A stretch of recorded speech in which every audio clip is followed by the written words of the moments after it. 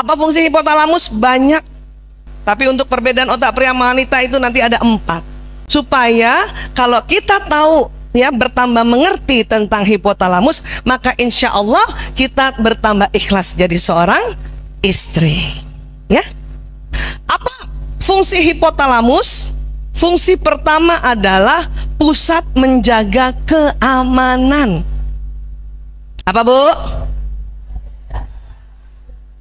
Makanya secara fitrah laki-laki lebih jago menjaga keamanan dibanding perempuan. Apalagi kalau dia sudah besar. Jaga keamanan dirinya, jaga keamanan istrinya, jaga keamanan anaknya, jaga keamanan rumah, jaga keamanan ekonomi, jaga keamanan negara. Kalau misalnya suami ibu ada yang bekerja pada negara. Ar-rijalu qawwamuna 'alan nisa, itu karena Allah ciptakan otak laki-laki lebih lebar hipotalamusnya. Laki-laki pelindung perempuan. Inilah laki-laki yang menjadi suami selalu ingin istrinya dia lindungi. Bahkan mereka bawah sadarnya kepengen istrinya ya tidak terlalu mandiri banget. Itu dia ingin melindungi si istri bagaikan gadis kecil yang manja. Makanya dulu saya keliru. Ya, saya merasa karena saya kerja, punya uang, bantu suami misalnya, mandiri. Kalau ditelepon suami, suaranya agak digede-gedein gitu kan. Assalamualaikum. Itu laki-laki kalau memberi salam pada istrinya suaranya agak rendah, itu berarti menggoda bawah sadarnya. Saya jawabnya Waalaikumsalam. Ya, maksud saya kan itu mandiri ya. Laki-laki yang menjadi suami mendengarkan istrinya suaranya terlalu seperti itu dianggap orang lain. Ya, bukan gadis kecil yang perlu saya lindungi. Maka saya belajar untuk merubah cara saya ya bicara atau komunikasi, atau paling tidak waktu ditelepon. Tahu ibu di mana saya belajar? Nonton drama Korea. Drama Korea kan gitu kan? Perempuannya annyeonghaseyo, oppa, 감사합니다. Jadi kalau ditelepon suami, Assalamualaikum, Waalaikumsalam. Latihan Bu, Waalaikumsalam. Dulu di telepon, kamu di mana? Aku masih di kantor. Ayah di mana?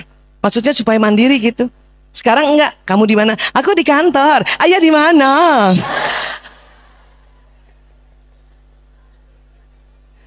Betul Bu, betul itu. Latihan. Kita selama ini kebalik. Sama suami ngomongnya terlalu mandiri. Ayah, iya, aku. Kamu di mana? Udah makan belum? Tapi sama orang lain, misalnya sama Pak Camat, Assalamualaikum Pak Camat. Lah, kebalik Bu.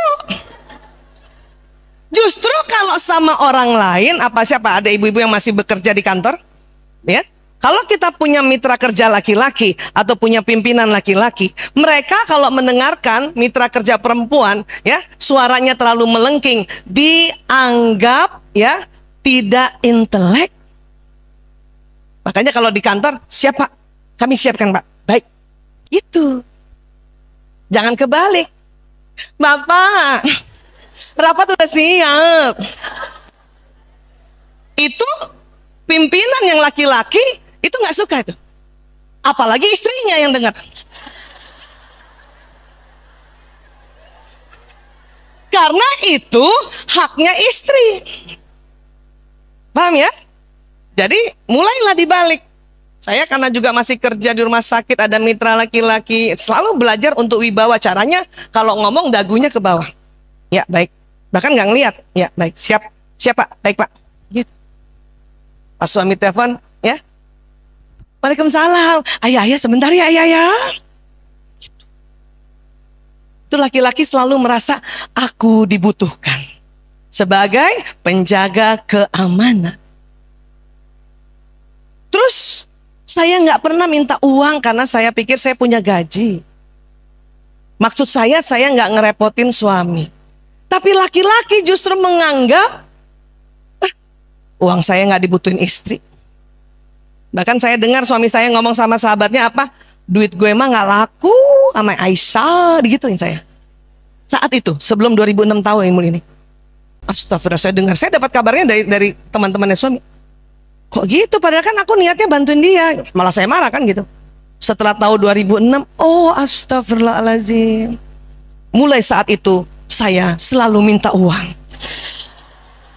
Seandainya tahu sejak 92, ngapain nggak minta uang? Tapi tentu harus yang manja-manja gitu. Kayak kemarin, ayah, aku mau ke Balikpapan. Mukanya gitu, terus minta uang. Terus laki-laki suka gini, nyindir-nyindir, kan kamu banyak uangnya. Ih, tapi kan lain. Terus gini mukanya, berapa? 200. Ih, 2 juta lah. Masa 200? 200 mah gue punya. 200.000 punya, 2 juta nggak punya. Paham, Bu? Mulai belajar kayak gitu. Siapa yang selama ini minta uang sama suami? Terus kan?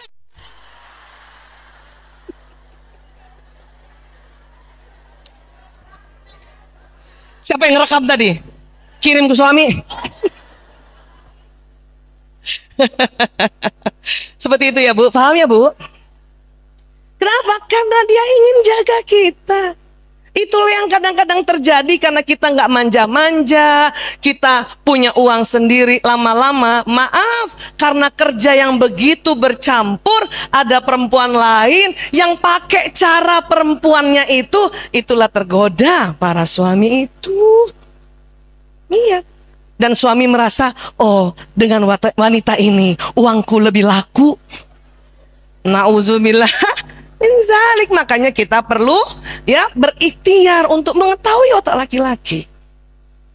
Ada banyak orang bilang, wih Bu Aisyah mah belain bapak-bapak. Bukan belain, justru kita harus belajar otak laki-laki supaya kita tahu bagaimana strateginya. Saya yakin, Bu, kalau saya nggak belajar otak laki-laki, mungkin seumur hidup baper, dikit-dikit tersinggung. Jadi buktinya tadi, ya. Kita senyum, dia nggak senyum, udah mukanya gini-gini. Keselnya minta ampun, berprasangka buruk, terus ngapain? Justru saya belain ibu-ibu dengan menjelaskan otak laki-laki gini loh, gitu. Ya, walaupun bapak-bapak juga jadi seneng, karena bapak-bapak juga nggak ngerti, mereka juga baru sadar, oh kita begitu ya. Paham ya, Bu? Ya. Untuk itulah laki-laki selalu ingin dilihat sebagai pahlawan oleh istrinya. Maka di rumah ya siapkan kursinya sendiri. Kursi makannya khususon. Jangan ada yang duduk di kursinya. Kalaupun ada tamu duduk kita minta izin. Maaf, kursi suami saya. Oh ya nggak apa-apa, men. Bahkan kalau anak sendiri duduk juga, nak kursinya ayah nak. Nanti kamu juga kalau jadi suami dapat kursi nak. Oh gitu saya. Paham ya, Bu? Kursinya. Maka gelasnya harus sendiri, piringnya harus sendiri, sendoknya sendiri. Kalaupun piring sama suami istri sama, silakan sampai situ aja. Paham ya, Bu? Suami saya suatu ketika saya nggak tahu, saya pertahankan kursinya. Nak kursinya ayah nak, kamu duduk tempat lain. Saya nggak tahu suami saya udah di belakang. Ya Allah, betapa bahagianya dia. Dalam benaknya, ya Allah, kursiku saja dijaga istriku. Apalagi yang lainnya. Walaupun suami-suami itu senang kita jaga, dia punya barang, tapi mukanya tetap rata kayak tadi. Bu Aisyah kok tahu dia senang? Saya lihat hidungnya kempes-kempes. Berarti dia senang. Paham ya, Bu? Jangan dapatkan kita berharap suami yang senang tuh terima kasih sayang. Enggak. 95% laki-laki yang menjadi suami ya tidak pernah bilang aku cinta padamu. Betul, Bu? Berarti suami ibu yang kategori 95% itu. Yang 5% sudah bisa bilang aku cinta padamu. Yang biasanya dia sering taklim, baca sirah Rasulullah, bagaimana sikap Rasulullah pada istrinya, itu baru 5%.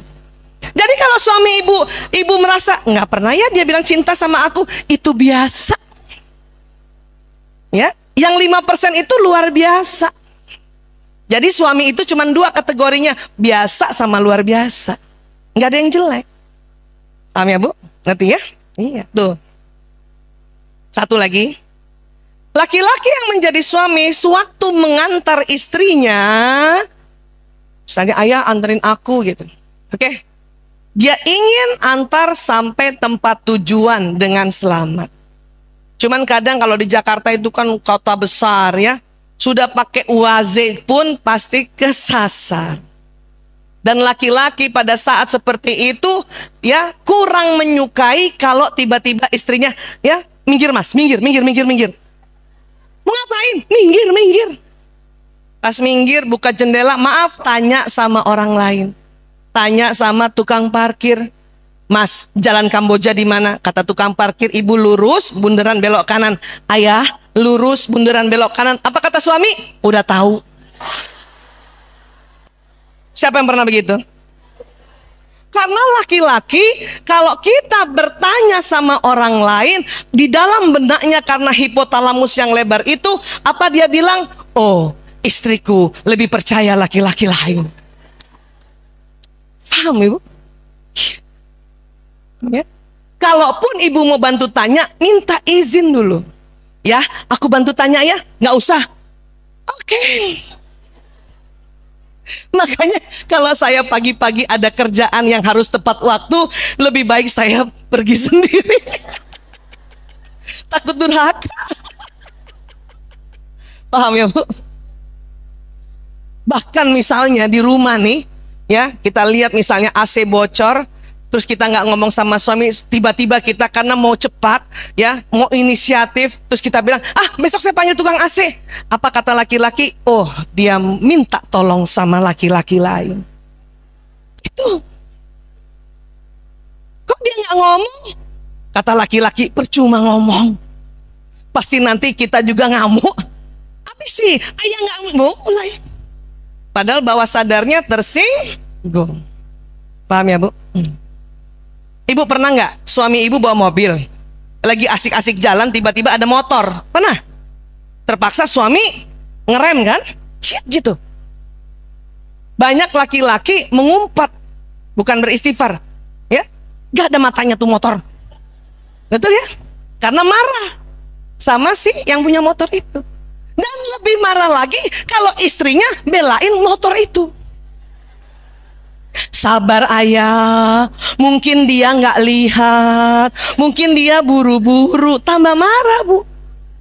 Karena sesungguhnya dia berusaha lindungi kita, makanya dia dengan refleks. Saya dulu sering kayak gitu, berharap supaya suami nggak mengumpat. Strategi itu tambah marah dia.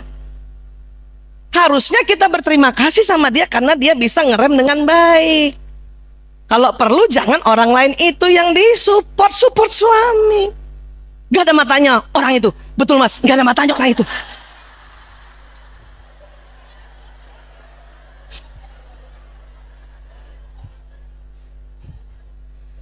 Dan marah laki-laki, kita bilang sabar. Karena berarti sebelum tadi itu gak sabar. Atau istighfar mas. Marah. Lebih baik ibu aja yang istighfar. Astagfirullahaladzim. Nanti istighfar kelima dia ngikut Bu. Fahami tentang laki-laki. Karena berantemnya gara-gara itu. Yang tadinya mau jalan-jalan gak jadi, malah dia balik pulang. Paham ya Bu? Itu saya rubah, itu strategi itu. Bahkan berterima kasih. Terima kasih ya ayah, ya Allah. Untung ayah refleks banget, Masya Allah. Tapi hidungnya kempes-kempes. Asik kan? Yang tadinya nggak niat traktir makan, akhirnya dia mampir traktir makan. Karena bahagia dia disupport dan dianggap pahlawan oleh istrinya. Tuh. Dan karena otak ini juga, laki-laki yang menjadi suami tidak suka ditegur, tidak suka dinasehati depan orang lain. Suka, bahkan depan anak sekalipun. Dulu saya salah tuh. Kalau ayahnya nasihatin anak, saya ngebelain. Bahkan rasanya kita sakit hati. Anak-anak kita dimarahin suami. Bukan gitu ayah, bukan salah dia ayah. Itu pantang ternyata. Setelah saya tahu, rubah lagi strategi. Ya, pas anak saya ditegur bapaknya, kalau nggak tahan pindah bu, pindah ke dapur. Langsung doain. Karena pada saat kita intervensi, maka dia akan tambah marah yang dimarahin anak kita. Kalau nanti ayahnya sudah pergi, baru kita hampiri anak kita. Ayah nggak ngerti sih ibu, aku kesel banget ayah kayak gitu. Iya nak, usap-usap aja, nggak usah ngomporin. Emang begitu ayah nak, bayangin tuh, ibu 31 tahun tinggal sama ayah.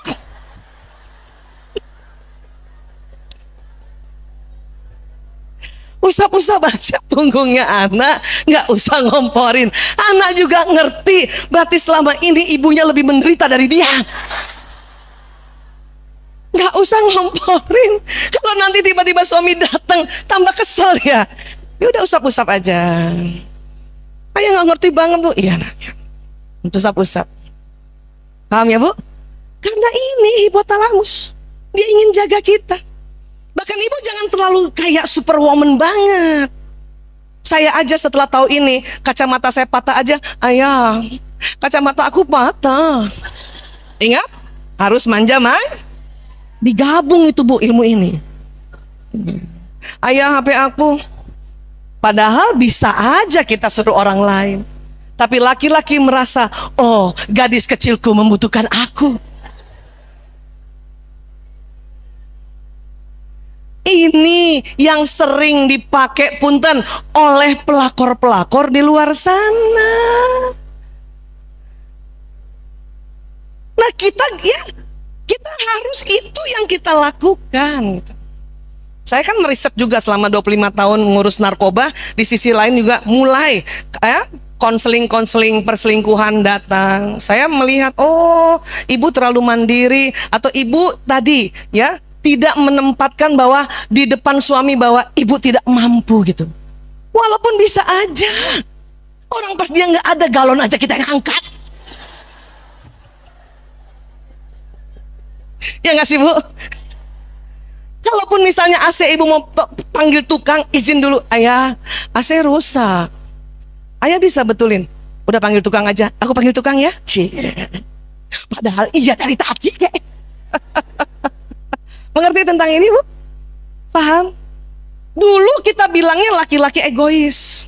Bukan egois. Allah menciptakan laki-laki menjaga kita. Bahkan anak laki-laki ibu. Siapa yang punya anak laki-laki?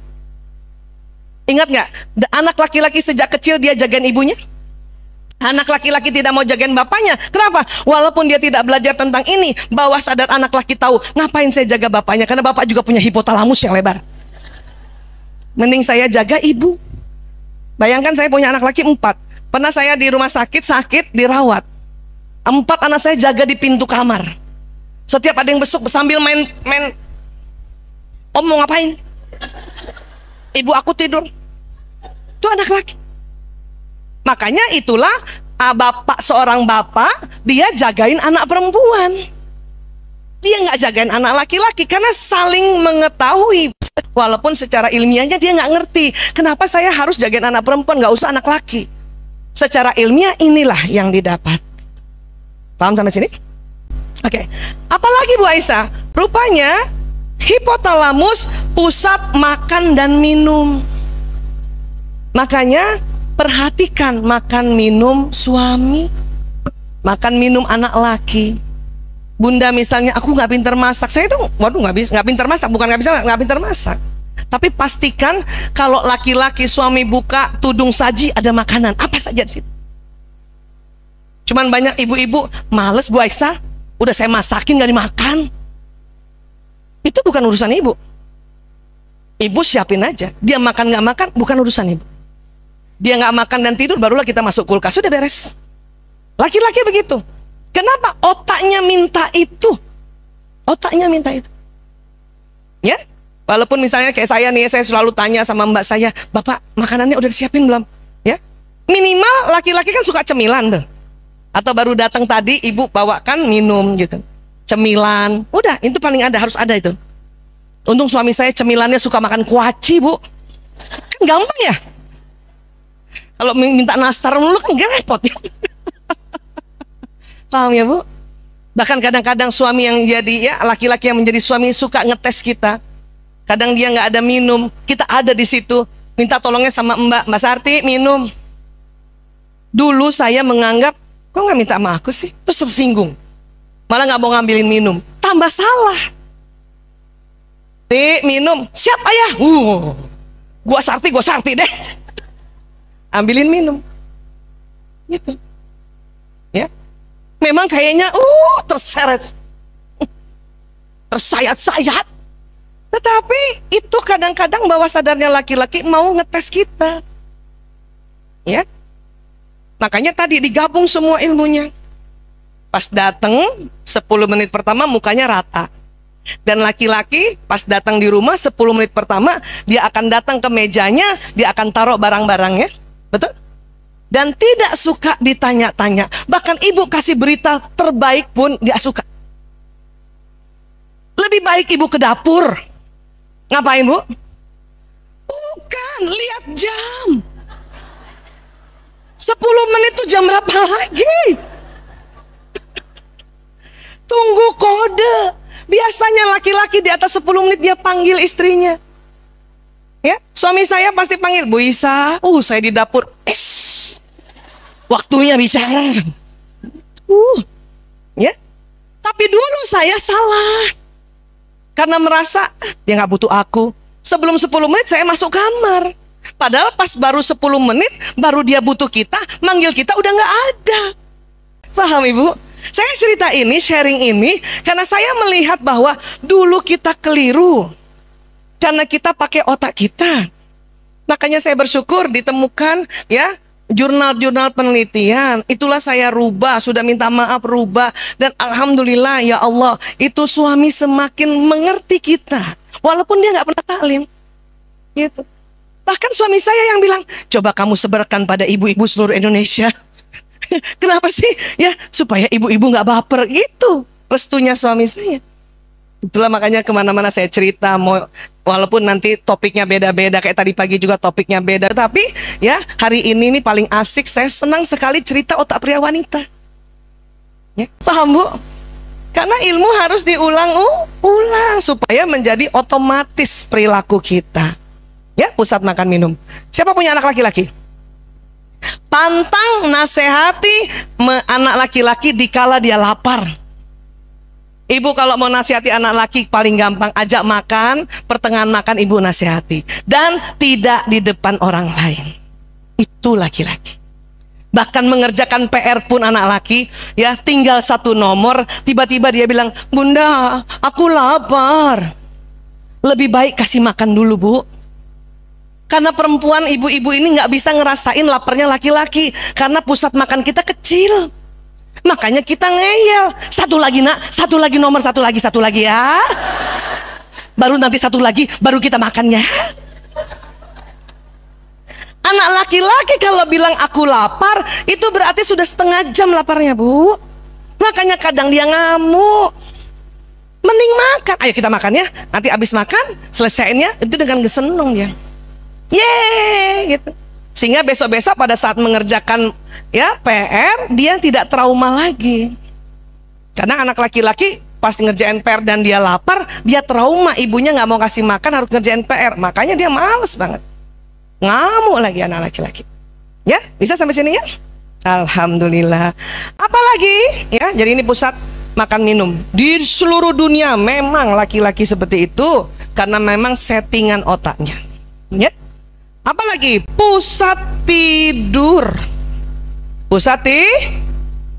Maka jangan heran ibu lagi ngobrol-ngobrol di tempat tidur, belum selesai ibu cerita, suami ibu tidur. Itu bukan karena nggak suka sama ibu. Pusat tidurnya lebih lebar. Dan dekat di dalam pusat tidur itu bersamaan dengan pusat menjaga keamanan ekonomi. Berarti dia udah penat sekali, udah capek tidur. Dulu saya kesel tuh kan, ya, udah jarang ngomong, aku cerita dia tidur, marah. Sekarang saya nggak gitu caranya. Dulu keliru, pas suami di tempat tidur, saya keliru caranya, strateginya salah. Biasalah perempuan agak makeup sedikit, ngerapiin makeup segala, itu makan waktu 15 menit. Kan rugi dia 15 menit kita tinggalin. Makanya biasanya sekarang saya itu, kalau dia udah di tempat tidur saya langsung ya, nanti aja bersihin makeup. Ngomong, jadi lumayan kan? 15 menit, setengah jam, disitulah saya ngomong. Walaupun suami akan lihat laptop, HP. Kok dia nggak liatin kita, Bu Aisyah? Karena otak laki-laki lebih kuat lihat benda daripada lihat wajah. Itu otak laki-laki. Kenapa, Bu Aisyah? Mata laki-laki itu lebih kuat lihat benda. Kenapa? Ini loh, putih-putih mata ini, Bu. Ya, yang putih-putihnya lebih lebar putih-putih mata perempuan. Namanya sklera. Kalau perempuan ngomong kuat lihat wajah. Laki-laki kalau diajak ngomong cuma 5 detik kuatnya lihat wajah. Makanya kalau ibu ngomong sama suami dan ibu liatin terus mukanya, ayah tahu nggak? Uang sekolah itu cuma 5 detik langsung lihat tembok, Bu. Lihat HP. Ya, makanya dia sambil ngomong lewat HP. Dan nggak usah merasa dia lihat HP lagi, lihat HP, Bu. Nggak usah. Ya, nggak usah. Paham tentang ini, Bu? Makanya saya kadang-kadang dulu tersinggung tuh. Suami saya habis sholat subuh dia lebih senang lihat motornya daripada lihat wajah istrinya. Dulu tersinggung dulu, ya. Makanya sekarang pernah tuh suami saya lagi pegang laptop, ya mungkin pernah dengar ceritanya. Udah dandan, maklum perempuan kan. Ayah, aku udah cantik belum? Suami saya begini. Iya cantik. Terus saya kan marah. Yang benar, udah cantik belum? Tambah marah dia. Iya cantik, kenapa sih? Karena saya tahu bahwa laki-laki lebih senang lihat benda, dan sekarang memang era gadget, era gawai, maka saya rubah strategi. Kalau saya mau tanya saya sudah cantik apa enggak, sudah rapi, foto selfie kirim ke HP-nya. Ayah, aku udah cantik belum? Suami saya lebih senang lihat muka saya di HP-nya daripada lihat langsung. Buktinya apa dia senang lihat muka saya? Foto saya dia zoom. Saya pernah dapat di foto saya di zoom, bahagia banget. Ya Allah, di zoom.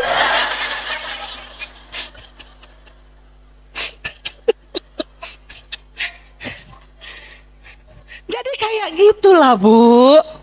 Daripada kita berantem hal-hal yang berbeda. Nah, ini pusat tidur sama. Siapa yang pernah waktu punya anak masih bayi?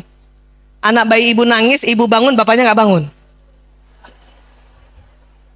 Itu bukan karena dia tidak mau bangun. Laki-laki pada saat tidur, listrik otaknya 70% mati. Kalau perempuan saat tidur 90% listrik otaknya nyala. Makanya ibu-ibu tidur pun ibu dengar anak nangis, ibu dengar suami ngorok, ibu dengar ada yang ketok pintu. Itulah tidurnya perempuan. Banyak perempuan-perempuan bilang sama saya, Bu Aisyah, saya nggak bisa tidur, saya kurang tidur. Kenapa, Bu? Setiap saya tidur tuh nggak lelap gitu, selalu dengar. Begitulah perempuan tidur. Allah ciptakan untuk mendengarkan apa yang terjadi sekeliling. Ibu coba kalau ibu lelap terus, apalagi kemarin zaman pandemi, anak memang sudah tidak tidur sama ibu. Tengah malam dia ketok pintu kamar ibu untuk minta obat demam. Coba ibu nggak bangun-bangun gimana coba? Ya kan? Sekali-sekali aja kita kebablasan, paling 3 bulan sekali karena capek banget. Ya. Disitulah Allah punya kuasa lagi. Dibangunkan suami, tapi pas suami bangun bukan gendong anak, dia bangunin istrinya. Mama, anakmu bangun.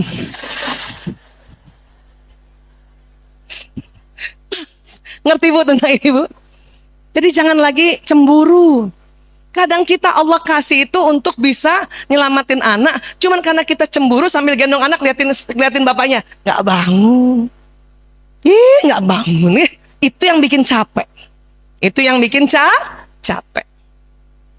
Dan karena laki-laki memang senang tidur, maka perhatikan tempat tidur harus rapi. Nggak usah mewah, rapi, wangi, bersih. Makanya biasanya saya semprot-semprot itu, wangi. Dan ibu yang jadi kita nih, istri yang jadi teman tidur, itu pun juga harus bersih, rapi, wangi, glowing. Glowing. Bibir jangan pucat-pucat amat. Ya, saya sering kan HB saya turun pucat banget. Oh, saya nggak mau dia ketahuan pucat. Pakai lipstick. Makanya supaya bertahan lipstiknya apa, Bu? Saya pakai lipstick Arab.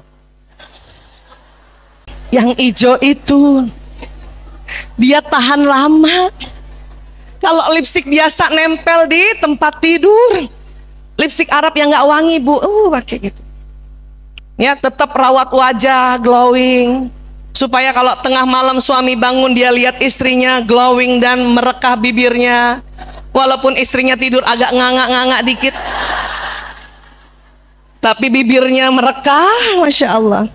Dan harus wangi, karena sunnah kita perempuan tidur dekat suami pakai minyak wangi. Ya, makanya saya sama adik-adik saya bikin minyak wangi supaya bisa semprot dari ujung rambut sampai ujung bawah dengan harga tidak mahal. Saya mau tidur gitu tuh. Ya, pantang buat saya daster 2 hari dipakai untuk tidur, nggak bisa. Memang daster lama tapi yang harus wangi gitu. Kenapa, Bu Aisyah? Karena ya, hipotalamus juga pusat syahwat birahi. Memang suami tidur duluan, tapi tengah malam bangun, Bu. Tengah malam bangun, pengen ngajak ibadah istrinya. Dia lihat kan cantik, tambah. Dia punya syahwat bangun. Kita dicolek. Sementara ibu-ibu, ya Allah, baru juga tidur. Ya, paham, Bu? Jadi apa? Ada 4 fungsi hipotalamus. Pertama, jaga ke 2 pusat makan minum, 3 pusat, 4 pusat. Dikala seorang istri tidak ada halangan syar'i, tidak mens, tidak nifas, dan tidak sakit, pantang untuk menolaknya. Ya, walaupun ibu baru tidur, langsung doa, ya Allah berikan kekuatan, ya Allah, kuat. Dan jangan cuma minta kuat, minta kenikmatan juga. Ya Allah berikan kekuatan dan kenikmatan, ya Allah, kuat, nikmat. Supaya ibu tidak menderita. Sampai sini bisa paham ya, Bu? Masya Allah.